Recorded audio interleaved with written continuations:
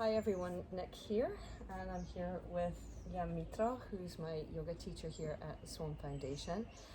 And I've been really enjoying for the past few weeks daily Yoga Nidra practices, and and you're kind of like an expert on it, and I've been learning so much. Expert, I don't know, but yes. So I wanted just to ask him a few questions, a little bit about this practice of Yoga Nidra, about yourself, and about the Swan Foundation that's here in Goa. So the first question I had is how you first learned to teach Yoga Nidra. To teach. Okay, so that's a very interesting incident because when I was in my guru's ashram, Yoga Nidra, I mean, it's an integral part of the ashram routine because the modern day Yoga Nidra is in a way attributed to Swami Satyananda. He is the one who has been attributed with the rediscovery of the practice, although this is a very ancient practice like yoga. Yoga Nidra comes from the root of Tantra. In Tantra particularly, it comes from the root of Nyasa. The original practice is very elaborate and it takes special kind of skills to be able to do the Yoga Nidra. And if we actually talk about the real Yoga Nidra, there is no one guiding you into the practice. You have to be adapt that you are yourself be able to guide yourself in the Yoga Nidra state. So it requires years of training and a special skills to be able to actually do the real Yoga Nidra practice. And so the tantrics or the yogis of the people who were able to do this practice, their precise purpose was that they can understand first the working of the consciousness in the physical body, how does it work. More clear understandings also dawns when you understand that this thing which you believe that you are is not really you are. It is the essence, the consciousness, within you is what really who you are.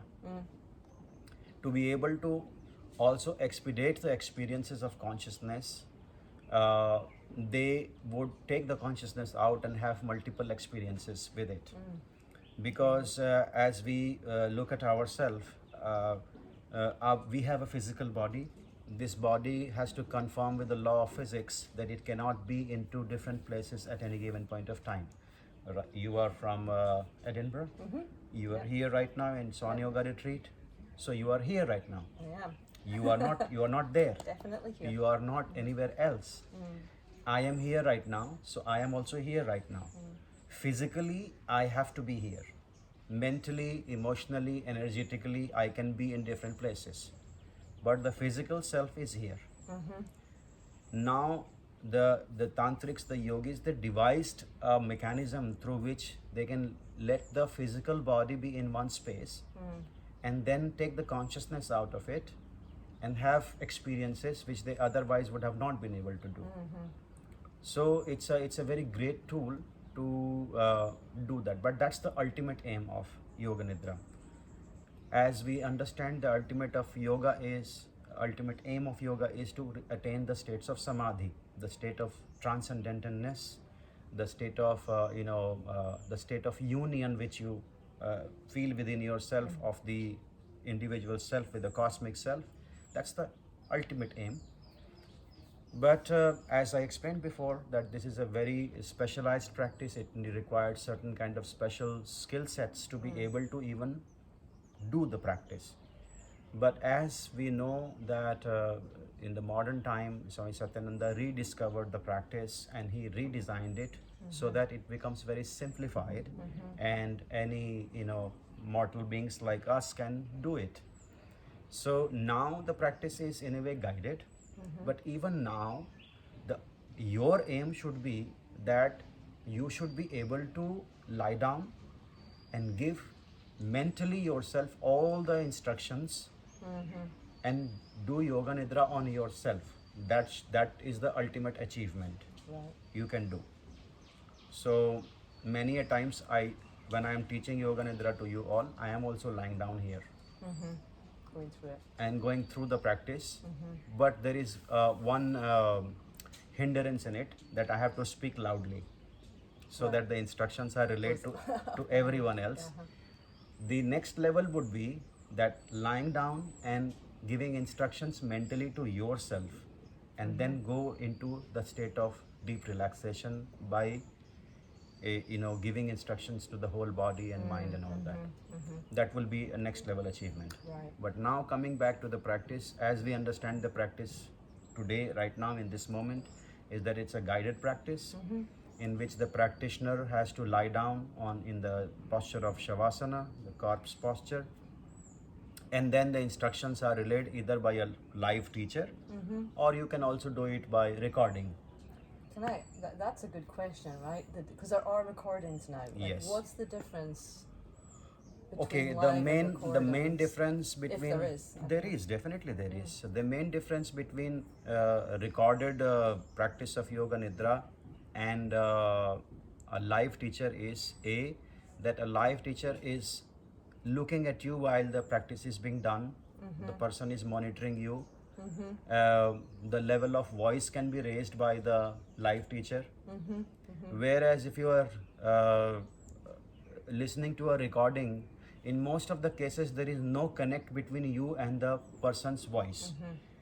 For me, for example, if I am listening to my guru's voice of Yoga Nidra, I have a direct emotional connect with him. Right, yeah. I have seen him speaking using that same voice speak to me, and then I listen to his Yoga Nidra. So in a way, he is present there for me, even through his voice. Whereas if a random person's voice you are using, there is a slight bit of qualitative difference that you are not able to establish any real time connect with that voice. Yeah. But this is a very small bottleneck. It's not a very big problem, because in Yoga Nidra practice, instructions are important, not who is giving the instruction. Right. So if as a teacher somebody develops this ego that I am a great Yoga Nidra teacher, knock knock, remind yourself, no, it's not you who's great, it's the technique which is great. Right, yeah. So that's a very good ego check, that if you are thinking that, oh, I have become a great Yoga Nidra teacher, I'm sorry, you are not a great Yoga Nidra teacher. The technique is super strong, and when the technique is relayed properly, it will give the similar or same effect to anyone. Right. Yes. Although if someone was listening to, if they had to do a recording, better that they try and get a teacher that they have known in real life. Better, of course. You see, now since the the COVID pandemic came, we have seen a big surge in online format of teaching. Yeah. In a way, it's like a double-edged sword. In a way, it was the only solution we have had at that time.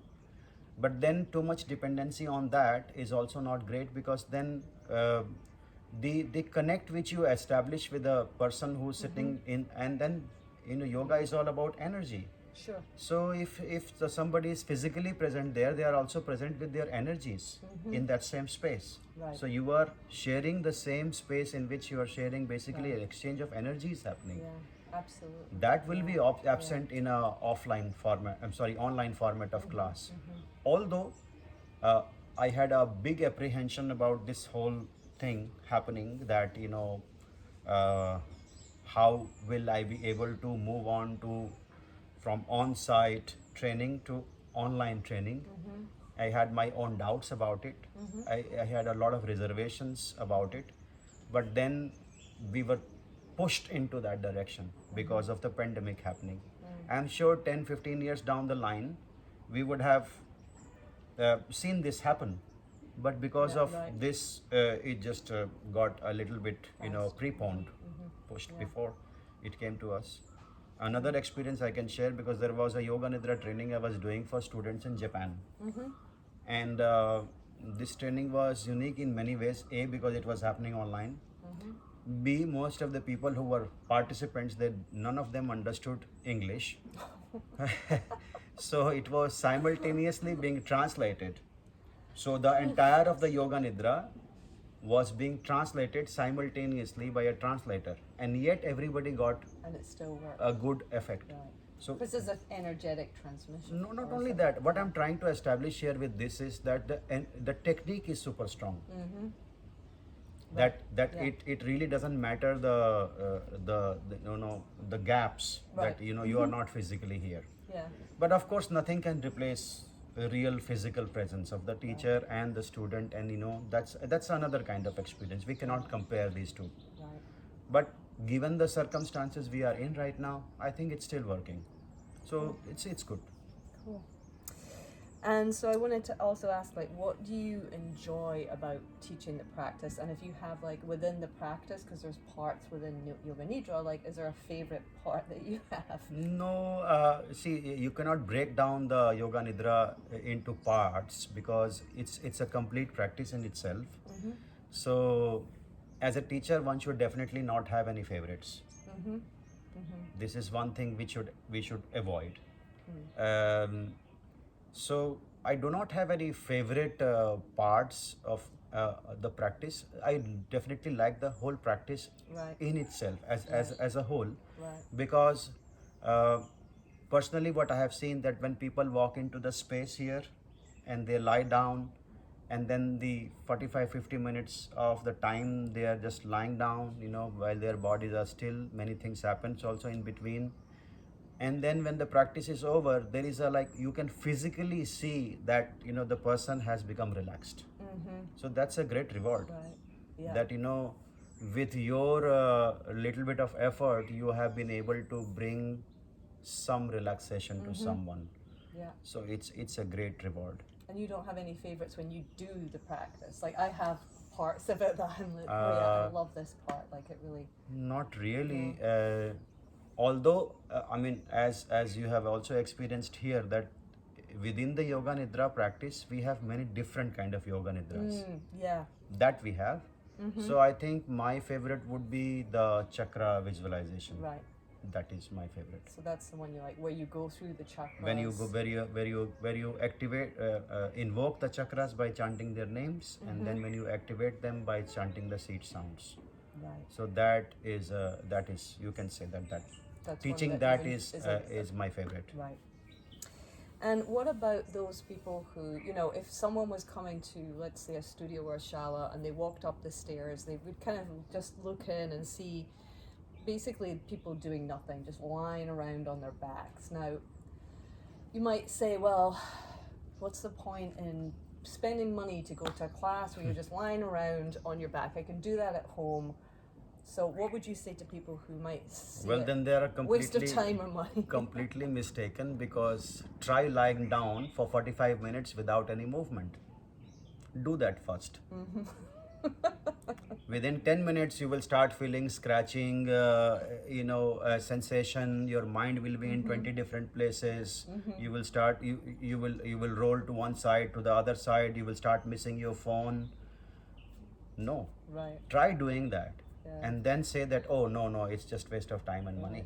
Sometimes I think it's more discipline to do a Yoga Nidra Yeah. than to do an asana practice. No, asana Well, it's and different. Yoga Nidra cannot be compared, because purpose of these to both the practices are Right. quite different. So I would not compare it. But of course, if somebody has this cynical idea about why this Yoga Nidra practice, I could have lied down at my own home Right. without spending the time and money, then my advice is, please try it. Right. If you have such a mastery over your body and mind that you can lie down without any movement for 45-50 minutes, then I would come and say pranam to you, because then you actually have achieved something. That's a great answer. Thank you.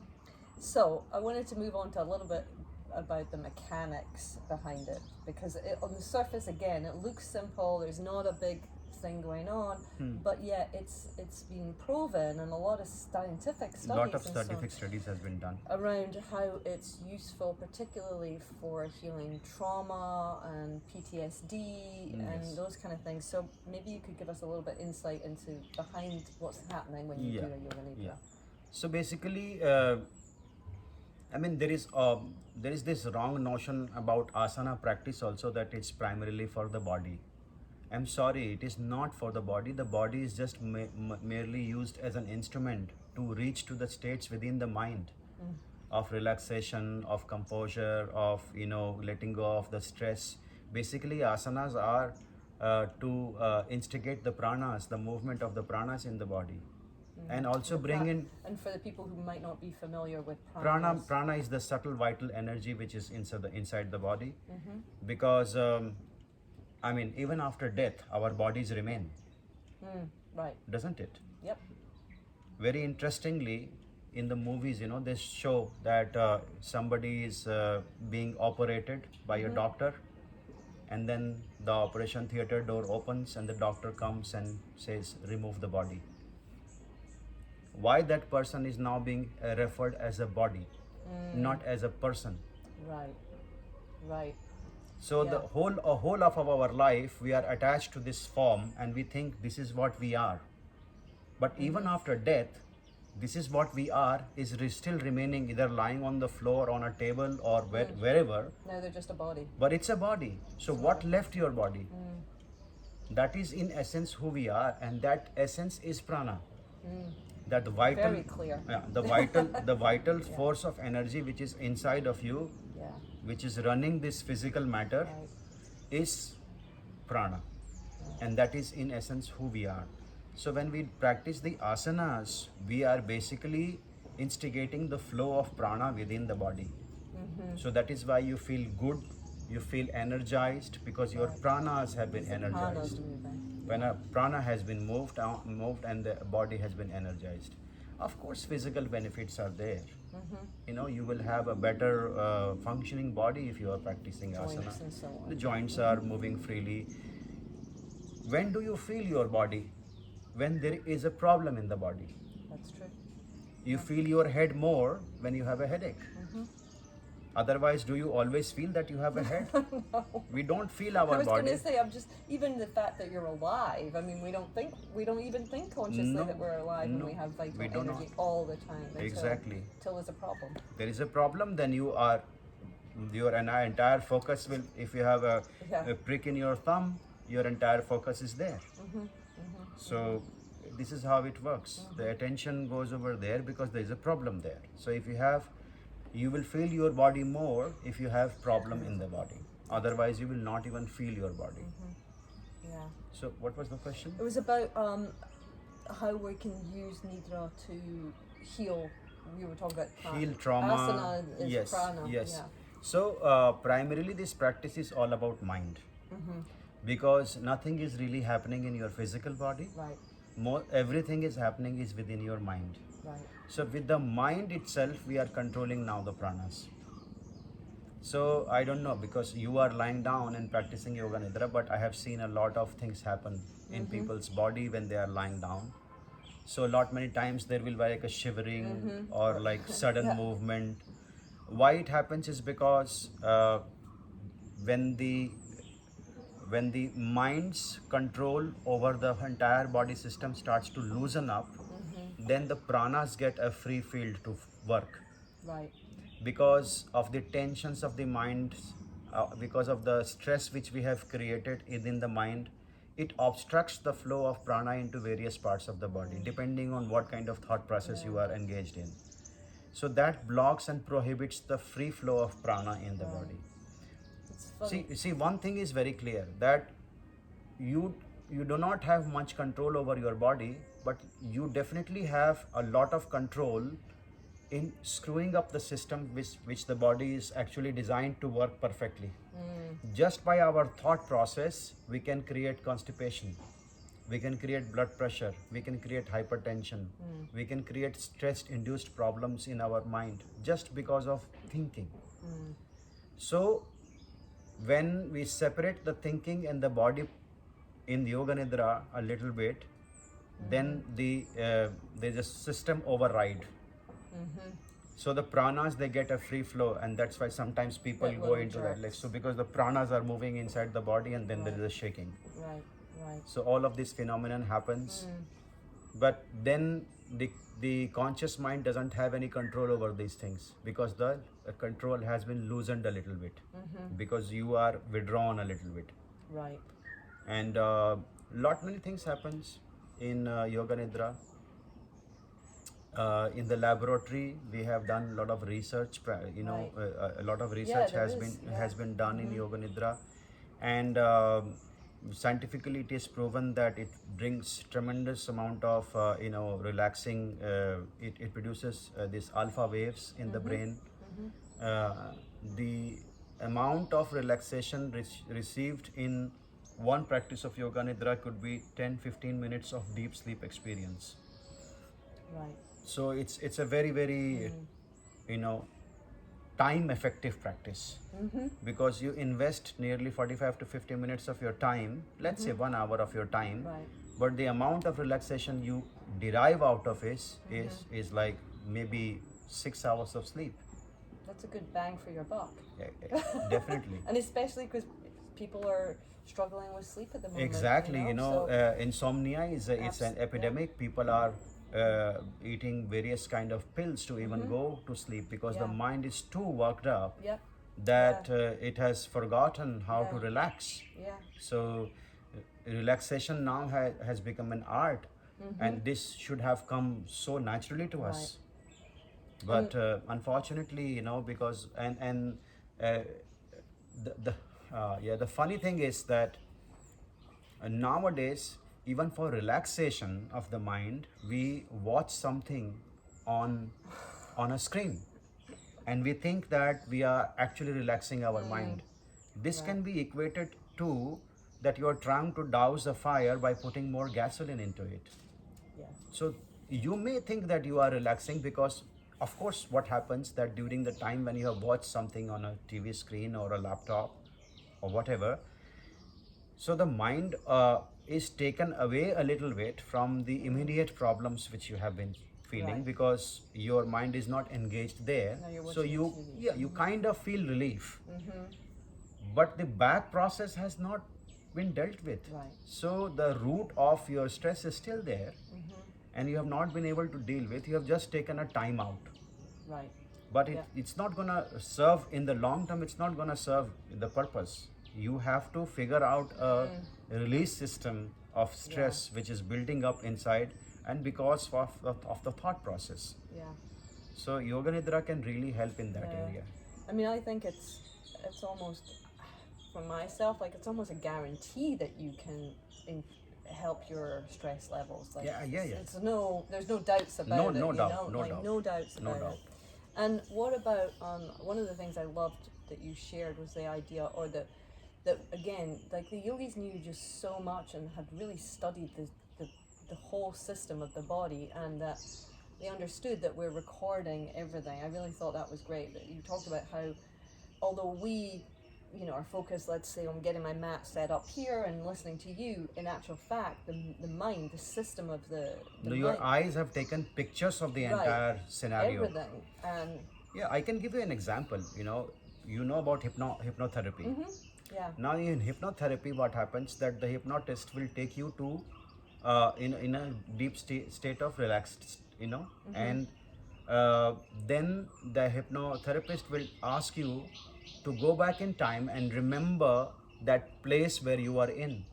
In that state, you are able to see every detail of that room. right, Whereas consciously, you might have not remembered any of those things. right, What does this mean? That your brain or your mind has taken pictures of everything. So with your eyes, basically you are taking pictures of everything. So everything you are looking at, you are consuming. right, Everything you are listening, you are consuming. Everything you are tasting is consuming. Smelling, consuming. Everything is Right. consumption. And there is no excretory system for the mind. The mind is just eating and eating and eating, and it's not going to poo. That's the Right. condition of the mind. So for the body, we do have an excretory system in place, that we eat, we shit, we drink, we pee, yeah, we sweat. But what about the mind? There is no excretory system for the mind. When you do these kind of practices, this is in a way taking your mind for a good dump. I love that. And then you will Get feel, rid of all the shit in your mind. I then think that you will should be able to get rid of something. Yeah. Otherwise there is Right. no way Right. that you are able to release the recordings. There's no delete button in your system. And the older we get, the more we More the impressions, more we more have. impressions. Yeah. In fact, the traditional viewpoint about these impressions is that we do carry all the impressions from our all the past lives, and recording of the information starts, I think, nearly after 4th month of pregnancy. So that yes, the child, when it's still in the womb of the mother, is already recording, the experiences which are happening. Not so vividly, not so clearly, but yes, the impressions are coming in already, and they start to happen the moment you open your eyes. Then you start to see things, you start to hear things, smell things, taste things, and feel it on your skin. Yeah. So all this information, where is it going? It's all getting stored up here. And I guess trauma is on a spectrum, but it could be anything that just hasn't been processed.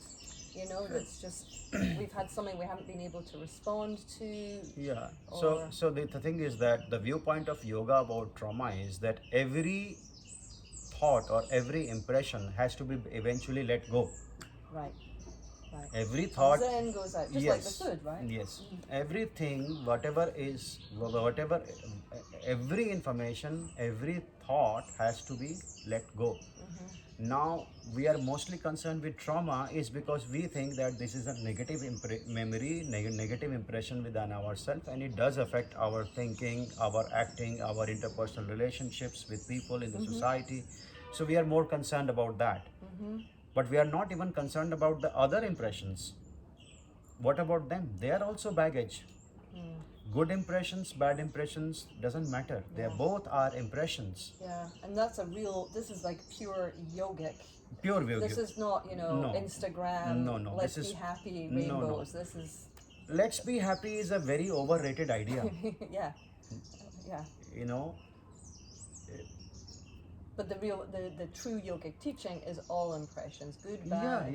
All. So there is no happy impressions or sad impressions or bad impressions. Impressions are impressions. They are categorized as one. As humanity, as normal mortal beings, our more concern is with the traumatic experiences. What about the other experiences? We're not even thinking about it. We're only focused about trauma because it's giving us botheration right now. Right. But yogic point of view is this is the lifetime where you have to let go of every impressions, not only of this life but all the other lives you have ever had. So this is an opportunity to let go of everything, and it's lifetime work. It starts, I don't know when it finishes. I haven't come to that point. I was going to say, I can't tell you that. I'm not even near there. I have not even started. Oh man.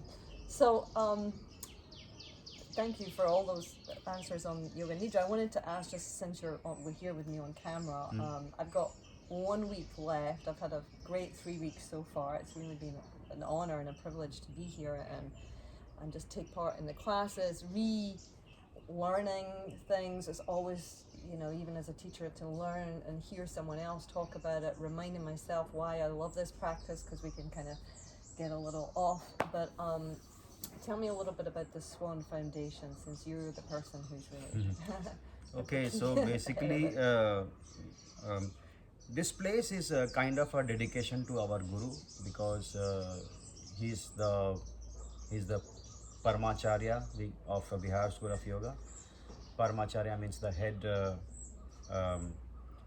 guru, and he is the disciple of Swami Satyananda Saraswati, about whom we were talking about. That's the technique of Yoga Nidra he discovered. And Swami Satyananda established Bihar School of Yoga in 1963. And my guru, he came at the age of 4 to live in the ashram, and he was given the name of Niranjan, or Swami Niranjanananda Saraswati. That's his whole name. Swami Niranjanananda Saraswati. Swami, let me see if I can get it. Swami Niranjana Nanda Saraswati. That's his whole name. So he is called Swami Niranjan. Swami Niranjan is his short name. So SWA is from the Swami, and N is of Niranjan. So Swan is not the bird swan. It's Although that's lovely. Yeah, it's lovely. But our association is with our guru. With the Swami. So this is the acronym of his name, and with his permission and his blessings, we asked him that we will be naming our foundation or our retreat center as a dedication to him, because whatever I am today or whatever this place is today, it's because of his blessings, and we are trying in our own limited capacity to carry forward the teachings which he gave. I mean, he gave a plenty, but we have a very limited intellect and very limited mind and intelligence. So whatever we could receive from him, we are trying to pass on as it is, without trying to bring in our own ideas into it. So that's the whole idea about setting up this place. And the purpose is, of course, to propagate the real teachings of yoga, not only very Instagram friendly yoga, but something fundamental, something more real, so that people can bring, positive changes in their lives. They can have the keys to live a better, balanced life. And that is what we do here. Of course, we also have association with some other foundations with which we try to provide education and other aids to underprivileged girl children, basically. Here in Goa we are located, so here we are providing yogic teachings to the cops, yes, and to the prisoners in the jail, and some old age homes. So from time to time we keep on organizing some camps and programs for them, so they are also introduced to the yoga. The police interaction was really good, because when we went there and for the first time we asked them, like, we have come to actually give something to you, they were also very shocked. And when I told him that I understand that you are also a human being and you are hated by everyone, the criminals hate you, the good people also don't like you anymore anyways, because nobody wants to deal with cops. Right. And he was like really touched. Oh my God, yeah. That at least somebody thought in that direction. Then they started to open up, and they were like, they are under so much stress. Because the cops have to deal with the scum of the society. They have to. All the bad and negative and ugly is, being dealt by them. So what about these people? They are also human beings. They also carry that stress on them. So somebody has to go and talk to them also. We never talk about the trauma which the police is suffering. They are also suffering a lot of stress. So we thought in that direction, and we started some initiatives with them. So we gave some practices, especially stress releasing. I love the fact it's very balanced. You were teaching the cops and you're teaching the prisoners. Yes. Prisoners also are under tremendous stress, because their freedom has been taken away. They are not in a very great space anyways. So all of that in mind, we approached them, and it was very well taken by them. It was very well received, and I'm happy that we were able to bring some smiles on their hardened faces. Good. So it was a good achievement, and we are continuing with that. Cool. So this is going to wrap up my interview with Gyanmitra. Very Anything long. else? Anything else you want to add? No, it's fine, I think. Yeah. Well, thank you, Gyanmitra. It's been a pleasure, and stay tuned. I still have another week here, and I'll be taking some extra little videos. If you haven't checked out some of the other ones around the yogic practices, Ayurveda, and just what it feels like to be on retreat in India, then go ahead and do so. Hari Om.